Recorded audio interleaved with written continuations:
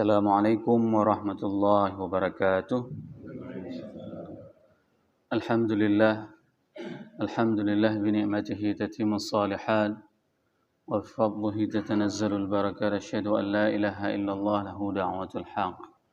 Harisun 'alaiha wa awjaba tabshiri biha wa takum minkum ummatun yad'una ila al-khair wa ya'muruna bil ma'ruf wa yanhauna 'anil munkar wa ulaika humul muflihun. وأشهد أن محمدا عبده ورسوله بلغ الرسالة وأدى الأمانة ونصح الأمة وكشف الغمة حتى أتانا اليقين ليلها كنهارها لا يزيغ عنها إلا هالك. اللهم صل وسلم وبارك وأنعم على حبيبنا وشفيعنا وزخرنا ومولانا محمد وعلى أزواجه أمهات المؤمنين وذرياته وآل بيته وأصحابه أجمعين. رب اشرح لي صدري ويسر لي أمري واحلل عقدة من لساني يفقهوا قولي أما بعد. Para asatiz yang saya muliakan, ayah bunda yang saya cintai, dan bapak ibu jemaah salat subuh yang dirahmati Allah, marilah senantiasa kita panjatkan puji dan syukur kepada Allah yang telah memberikan nikmat iman kepada kita berjemaah sehingga kita sembari beriktikaf di tempat yang penuh dengan keberkahan ini. Salawat dan salam mari sama-sama kita panjatkan kepada junjungan kita Nabi besar Muhammad sallallahu alaihi wasallam yang telah mengajarkan segala aspek dalam tatanan kehidupan ini sehingga beliau merupakan sosok manusia yang paling sangat kita harapkan mendapatkan syafaatnya kelak di hari akhirat. Semoga jemaah yang berhadir pada subuh yang berbahagia ini merupakan di antara umat Nabi Muhammad sallallahu alaihi wasallam yang akan diberikan syafaat oleh baginda Rasulullah sallallahu alaihi wasallam dan akan disuguhkan air dari telaga Kautsar dari tangan mulia tersebut. Allahumma amin. Bapak Ibu jemaah salat subuh yang dirahmati Allah, pada pertemuan sebelumnya kita telah membahas ayat 14 dan ayat 15 dari surat Al-A'la di mana Allah berfirman qad aflaha man tazakka wa dzakara asma rabbih fasalla. Orang-orang sukses tersebut adalah orang-orang yang mendapatkan peringatan, seraya mereka setelah mendapatkan peringatan mereka melaksanakan salat dan menyebut nama Allah, yaitu dengan melaksanakan salat. Salat kita sudah membahasnya, ada salat 5 waktu, ada salat sunat, dan ada salat-salat yang disunatkan. Inilah yang membuat seseorang itu lebih mendekatkan dirinya kepada Allah dan kepada lebih bercinta dirinya kepada Rasulullah sallallahu alaihi wasallam. Dalam satu hari kita diwajibkan 5 kali dan kita disunatkan untuk melaksanakan salat rawatib. Ada salat sunat lain seperti yang tidak pernah dilakukan oleh baginda Rasulullah sallallahu alaihi wasallam, seperti Rasul tidak pernah melupakan salat tahajud, salat witir, salat duha. 3 salat ini merupakan di antara setelah salat sunat muakkad yang tidak pernah tidak dilupakan oleh Rasulullah SAW. Rasul senantiasa melakukan ke semua salat tersebut. Untuk apa? Bukanlah seseorang melakukan salat duha agar dia diberikan rezeki. Akan tetapi salat duha itu merupakan sedekah dari seluruh sendi tubuh yang kita miliki. Kita mempunyai sendi 300 sendi lebih di dalam tubuh kita, maka cara sedekahnya itu adalah dengan melaksanakan lebih dari 2 rakaat, maka itu sudah terpenuhi kebutuhan badan kita untuk dalam kehidupan kita sehari-hari. Alhamdulillah setelah kita salat duha, Allah berikan rezeki kepada kita secara lancar. Ini merupakan min ghairi la yahtasib, dari segi yang tidak pernah kita hitungkan. Bapak Ibu jemaah salat subuh yang dirahmati Allah, pada subuh yang berbahagia ini kita akan membahas ayat 16 dan ayat 17 di mana Allah berfirman, A'udzubillahi minasyaitonir rajim. Bismillahirrahmanirrahim. Bal tu'thiruna al-hayatad dunya wal akhiratu khairu wa abqa. Akan tetapi mereka itu terpengaruh dengan kehidupan dunia. Wal akhirah khairun wa abqa, dan kehidupan akhirat itu merupakan jauh lebih baik dan abadi. 2 ayat ini memberikan pelajaran penting kepada kita, bahwasanya Imam Ibnu Ashur menjelaskan di dalam tafsirnya At-Tahrir wa Tanwir, beliau menjelaskan maksud kata-kata bal. Bal itu bisa dimaknai dengan 2 makna. fataratan yuqsadu ibtalil ma'na al-kalam nahwi qawlihi ta'ala. Makna yang pertama dari bal akan tetapi, yang pertama itu adalah membatalkan semua perbincangan di sebelumnya. Seperti firman Allah, am yaquluna bihi jinnah bal ja'ahum bil haqq. Apakah kalian mengatakan kepada Nabi Muhammad itu gila? Ini merupakan statement awal, akan tetapi dibatalkan bahwasanya bal ja'ahum bil haqq, akan tetapi telah datang kepada kalian yaitu bukti-bukti kenyataan tentang kebenaran Allah dan Rasul-Nya. Ini merupakan penggunaan kata bal, akan tetapi maknanya di dalam bahasa Arab ada dua. Yang pertama adalah membatalkan perkiraan, dugaan orang-orang kafir yang mengatakan bahwasanya Nabi Muhammad itu adalah gila. Tidak. Nabi Muhammad itu tidak gila. Beliau itu menyampaikan kebenaran yang disampaikan oleh Allah kepada kita semuanya. Ini makna bal di dalam bahasa Arab yang pertama. Atau fataratan yuqsadu mujarrad tanaqul min khabarin ila akhar. Atau dia itu bermakna bal itu adalah perpindahan antara satu berita kepada berita yang lain.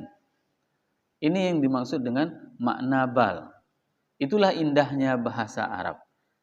Sebagaimana saya pernah menjelaskan, kata-kata fi di dalam ma'ani itu bisa mempunyai makna 12 makna. Penggunaan kata-kata fi berbeda di dalam tatanan grammar bahasa Indonesia. Kita sangat sedikit kosakatanya dan sangat sedikit makna yang bisa kita pahami di dalam bahasa Indonesia. Berbeda dengan bahasa Arab. Bal saja untuk ayat ini itu bisa dipahami dengan dua makna. Yang pertama adalah membatalkan pembicaraan terdahulu, dan yang kedua adalah perpindahan dari satu berita kepada berita yang lain. Sebagaimana Allah berfirman di dalam surat Al-Mu'minun, waladaina kitabun yantiqu bil haqq, dan bagi sisi kami ada kitab, yaitu buku catatan, yantiquna bil haqq. Buku catatan tersebut akan mengungkapkan semua fakta. Wahum la yudhlamun, dan tidak sekali-sekali Allah itu menzalimi hambanya. Bayangkan, ini merupakan kondisi hari akhirat pada saat Allah menjelaskan kepada kita semuanya bahwasanya buku catatan harian kita itulah yang akan menyampaikan yantiquna bil haqq. Buku catatan tersebutlah yang akan mengungkapkan hari Kamis subuh pukul sekian, tanggal sekian, engkau berada di dalam majelis ilmu tafsir bersama Ustadz Damanhur. Itu semua akan diungkapkan oleh buku catatan. Yantiquna bil haqq. Tidak ada satupun buku catatan tersebut yang tidak menyuarakan apapun yang kita lakukan. Inilah yang disampaikan pada saat Allah menjelaskan kepada kita kondisi tentang hari akhirat. Kitabun waladaina kitabun, dan bagi kami ada kitab, yantiquna bil haqqi wa hum la yudhlamun, dan tidak sekali-sekali, tidak akan pernah Allah menzalimi kita. Pernah amal saleh yang kita lakukan akan semua itu tercatat di dalam buku harian. Tidak ada satupun amal saleh yang tidak tercatat di dalam buku harian. Bayangkan, kalau seandainya Bapak Ibu diberikan amanah oleh Allah. Dengan amanah tersebut, amanah kekuasaan, dapat menjalankan amal saleh sehingga orang-orang semuanya bisa taat kepada Allah dengan kebijakan yang Bapak Ibu buat. Maka itu semuanya akan yantiquna bil haqq, akan disebutkan nanti di dalam buku catatan hariannya. Engkau dulu pernah membuat sebuah kebijakan di mana kebijakanmu itu bisa menambah keimanan para anggotamu. Itu semua akan diungkapkan di dalam buku catatan harian kita. Bal qulubuhum fi ghamaratin min hadza, akan tetapi hati mereka itu adalah terselubung keras tentang peringatan ini. Di mana segmen awal Allah menjelaskan bahwasanya tidak ada satupun yang tersia-siakan. Dan pada segmen berikutnya Allah menggunakan kata-kata bal qulubuhum fi ghamaratin min hadza, bahwasanya hati mereka itu tidak mau menerima tentang kebenaran ini. Ini merupakan dua kondisi yang ingin disampaikan oleh Allah kondisi di mana kita tidak pernah dizalimi, dan kita semuanya akan mendapatkan kebaikan yang kita lakukan di dalam buku catatan kita. Dan kondisi yang kedua yang disampaikan oleh Allah, akan tetapi orang-orang itu tidak mau menerima tentang kebenaran akan adanya hari akhirat. Digunakan dengan kata-kata sambung bal. Bapak Ibu jamaah yang dirahmati Allah, fal ma'na bal antum tu'thiruna manafi'ud dunya ala khutwatil akhirah. Dan di sini Allah menyebutkan bahwasanya akan tetapi kalian itu tu'thiruna manafi'ud dunya. Kalian itu berdampak terhadap bagaimana manfaat dunia ala khutwatil akhirah, untuk meraih kehidupan di akhirat. Wa hadza kamalul yaqulu an-nasihu syakhsan yadhunnu annahu la yatanasah. Laqad nasahtuka wa ma adhunnuka naf'an. Dan sebagaimana seseorang mengatakan bahwasanya aku telah menasihati kalian, akan tetapi nasihat tersebut tidak bermanfaat terhadap kalian. Kehidupan di dunia ini yang dinamakan dengan kehidupan yang membuat kita berbekas. Banyak di antara orang yang gila-gilaan, mati-matian mencari kehidupan dunia, akan tetapi mereka tidak pernah mati-matian mempersiapkan kehidupan akhirat. Nah, pada saat Allah memberikan sebuah gambaran kepada kita, al-ithar tersebut adalah ikhtiyaru syai' baina muta'addid. Kita memilih sesuatu itu di antara banyak pilihan. Contoh misalnya hari ini, Allah memberikan pilihan kepada kita pada saat kita mendengarkan suara azan di subuh hari, pilihannya apa? Boleh tidur lagi, boleh bangun, boleh salat di rumah, boleh salat ke masjid. Itu semuanya adalah pilihan.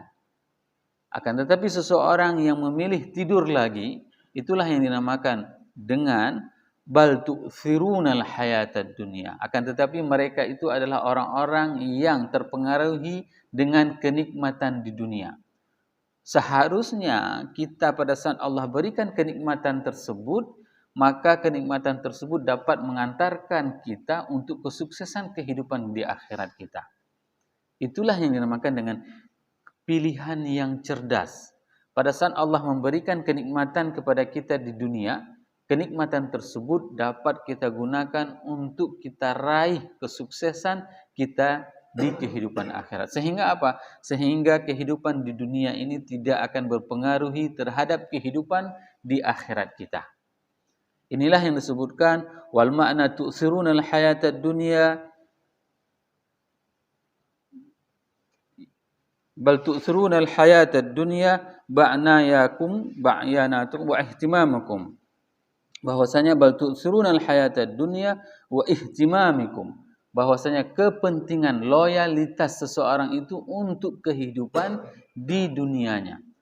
Lihatlah bagaimana seseorang itu mengajar kepentingan dunianya, ihtimamnya, kepeduliannya, keseriusannya. Hal ini dapat kita lihat dalam tatanan kita kehidupan sehari-hari. Banyak di antara orang tua yang sangat mengkhawatirkan akan kehidupan anaknya di kehidupan dunia. Sehingga apa? Dia sekolahkan anaknya dengan sekolah yang paling terbaik, dengan sebuah ekspektasi pada saat anaknya melepas jenjang dari, katakanlah mulai dari SD, SMP, SMA, dia akan bekerja di perusahaan migas. Padahal dia tidak pernah menyiapkan anaknya untuk kehidupan di akhirat. Sehingga apa? Dia bisa bekerja di perusahaan migas, tapi anaknya tidak tahu bagaimana salat. Dan ini terjadi. Salah seorang orang tua menceritakan bagaimana dia sangat concern mendidik anaknya untuk kehidupan dunianya. Kenapa? Karena ekspektasi yang diharapkan oleh orang tua pada saat seorang anak bekerja di perusahaan minyak, maka dia mempunyai gaji 200 juta per bulan. Ini yang dikejar oleh orang tua. Tapi bagaimana dengan nasib orang tua? Pada saat orang tuanya meninggal, siapa yang akan menyalatinya? Pada saat orang tuanya itu sakit, sakaratul maut, siapa yang akan mentalkinkannya? Ini sebenarnya fungsi yang sangat-sangat berubah pada saat seseorang itu sangat mementingkan al-ihtimam, yaitu sangat mementingkan tentang kehidupan di dunia dan mengabaikan kehidupan di akhirat. Seharusnya apa yang kita lakukan? Kita tidak akan terpengaruh dengan bagaimana kepentingan dunia. Dunia kita kejar, Akan tetapi kita kejar dunia tersebut untuk bisa kita raih kehidupan kesuksesan di akhirat. Tidak salah menyekolahkan anak kepada tempat lembaga pendidikan yang bagus, tidak salah. Silahkan, tapi bekalilah dengan kehidupan akhiratnya yang mantap. Agar apa? Agar dia tahu dan bisa memuji Allah dimanapun dia berada. Salah seorang anak yang dididik oleh orang tuanya untuk menikmati, untuk menempuh jenjang pendidikan yang sebagaimana yang saya ceritakan, saya bertanya kepada anaknya, dia tidak pernah salat. Bayangkan, dia tidak pernah salat kecuali kapan? Pada saat orang tuanya mengirim untuk belajar tentang migas itu ke Aceh. Sehingga saya menanyakan kepada hampir semua mahasiswa saya, kenapa kalian disuruh pilih kuliah di Aceh? Alasan orang tuanya itu dikarenakan Aceh jauh lebih aman dengan daerah-daerah yang lain. Tingkat kriminalitas tidaklah seperti di luar. Begal juga tidak seperti di luar. Aceh merupakan salah satu provinsi yang paling nyaman, seandainya pun ada orang keluar malam tidak ada kriminalitas sebagaimana di daerah-daerah lain. Ini salah satu bentuk bagaimana hikmahnya syariat Islam itu diterapkan. Dan ini pernah diungkapkan oleh Raja Faisal. Raja Faisal pada saat dia dikritisi dengan hukuman bunuh ya, dan hukuman rajam dengan hukuman syariat Islam pada saat itu di Kongres Amerika, maka beliau menjawab, di negara saya kalian itu boleh tenteng uang 2 kantong plastik dan jalan sebebas-bebasnya, tidak ada satu orang pun yang merampok. Itu ungkapan Raja Faisal. Namun di negara kalian, kalau seandainya kalian keluar dari rumah, maka kalian akan ditembaki oleh kriminal. Dan ini terjadi. Saya pernah di Brooklyn, di New York, itu tidak pernah kita berani keluar malam sendirian, kecuali kita memang punya senjata.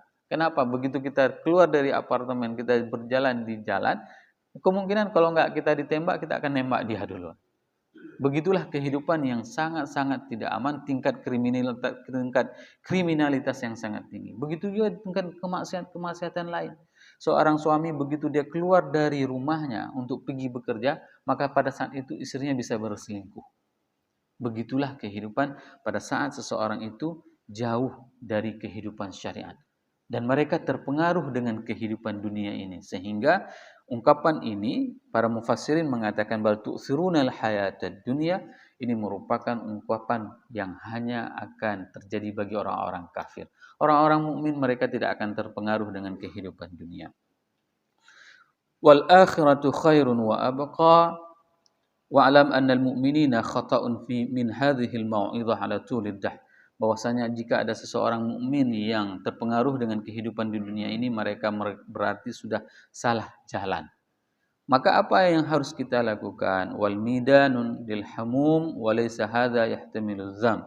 Bahwasanya kita tidak boleh sangat-sangat mementingkan dengan kehidupan dunia. Bukan berarti kita meninggalkan dunia. Dunia adalah tempat kita tinggal. Dunia adalah tempat kita menuju kepada akhirat. Sebagaimana firman Allah di dalam surat Al-Qasas, A'udzubillahi minasyaitonirrajim. Bismillahirrahmanirrahim. Wabtaghi fima atakallahu daral akhirah wa la tansa nasibaka minad dunya. Dan carilah ya, fima atakallahu daral akhirah. Carilah bagaimana kalian itu bisa sukses di dalam kehidupan di akhirat. Wala tansa nasibaka minad dunya, dan jangan engkau melupakan kehidupan di duniamu. Kenapa? Karena kita hidup bukan di akhirat, kita hidup di dunia. Maka kita harus membekali kehidupan dunia ini dengan bekal yang jauh lebih baik. Wal akhiratun khairu wa abqa, dan kehidupan akhirat itu jauh lebih baik dan kekal. Kehidupan di dunia ini, sesehat apapun kita melakukan proses makanan, maka umur kita itu mabaina sitin wa sab'in. Itu sabda Rasulullah SAW. Saya sangat mempercayai ini. Karena sehebat apapun kita menyusun program pola makan kita, umur kita itu tidak akan pernah lebih dari 60 dan 70 tahun. Bagi yang lebih itu adalah bonus. Dan itu angkanya sangat-sangat sedikit. Persentasenya itu sangat sedikit. Mau sesehat apapun, mau olahraga kayak manapun, umur kita itu adalah 60-70. Siapa yang bilang itu? Rasulullah SAW. Maka sehebat apapun kita, sekekuasa apapun kita, umur kita ya segitu, hanya 60 tahun. Hanya 70 tahun. Wal akhirah khairun wa abqa. Akhirat itu jauh lebih baik. Akhirat itu adalah yang abadi. Tidak pernah ada kematian di hari akhirat. Kendati orang-orang kafir pun pada saat disiksa, mereka tidak akan pernah mati merasakan rasa sakit siksaan yang diberikan oleh Allah Subhanahu wa taala. Wal jumlah wal akhiratu khairun wa abqa ataf 'ala al jumlah tawbih atful khabar 'ala al insya'. لأن هذا خبر يزيد الإنشاء التوبيخ وتوجيها وتأييدا بأنهم في إعراض عن النظر في دلائل الحياة الآخرة قد أعرضوا عما هو خير وأبقى. Dikarenakan apa diungkapkan wal akhiratun khairu wa abqa, orang-orang kafir itu mereka tidak mau mempercayai tentang kehidupan di hari akhirat. Bagi mereka, kehidupan di hari akhirat itu tidak ada. Dikarenakan apa? Dikarenakan mereka mengungkapkan dan merasionalisasikannya dengan akal kepala mereka. Dan hal ini tidak bisa. Bagaimana mungkin kita ingin mengukur sesuatu yang abstrak dengan sesuatu yang logik? Tidak akan pernah ketemu. Maka bagi kita yang untuk mengetahui dan mengukur sesuatu itu untuk hal yang abstrak, tentang hal-hal yang gaib, maka yang kita perlukan itu adalah dalil-dalil seperti ini. Maka kita akan menemukan bahwasanya kalau seandainya kehidupan hanya berakhir di dunia ini, bagaimana dengan nasib orang miskin? Bagaimana nasib dengan orang yang dizalimi terus-terusan di dunia ini? Bagaimana dengan nasib mereka? Tentu ini tidak akan pernah ada keadilan. Maka kita meyakini bahwasanya pada saat ada orang yang dizalimi di dunia ini dan dia tidak bisa membalas kezaliman tersebut dikarenakan tidak ada kemampuan baik secara kekuasaan maupun finansial, maka dia akan diberikan keadilan tersebut kapan? Yaitu pada hari akhirat. Pada saat dia berlelah-lelah mendidik anaknya, membereskan urusan rumah tangganya, semua kelelahan tersebut itu akan dibayar tunai oleh Allah pada saat dia nanti di kehidupan di hari akhirat. Maka inilah fungsi kita seorang mukmin. Pada saat kita mempunyai godaan, mempunyai pilihan tentang kehidupan dunia dengan penuh kemaksiatannya, maka kita tidak akan mau memilihnya. Walaupun itu bisa kita melakukannya. Ada di antara pejabat yang diberikan fasilitas untuk mabuk-mabukan, fasilitas untuk berzina. Akan tetapi dia tidak akan berpengaruh. Akan tetapi dia tidak berpengaruh dengan kehidupan dunia tersebut. Sehingga apa? Dia memilih untuk kehidupan kesuksesan di hari akhirat. Semoga dua ayat ini bermanfaat bagi kita sehingga kita dapat meningkatkan kecintaan kita kepada Allah dan kepada Rasulullah sallallahu alaihi wasallam. Subhanakallahumma wa bihamdik asyhadu an la ilaha illa anta astaghfiruka wa atubu ilaih. Wassalamu alaikum warahmatullahi wabarakatuh.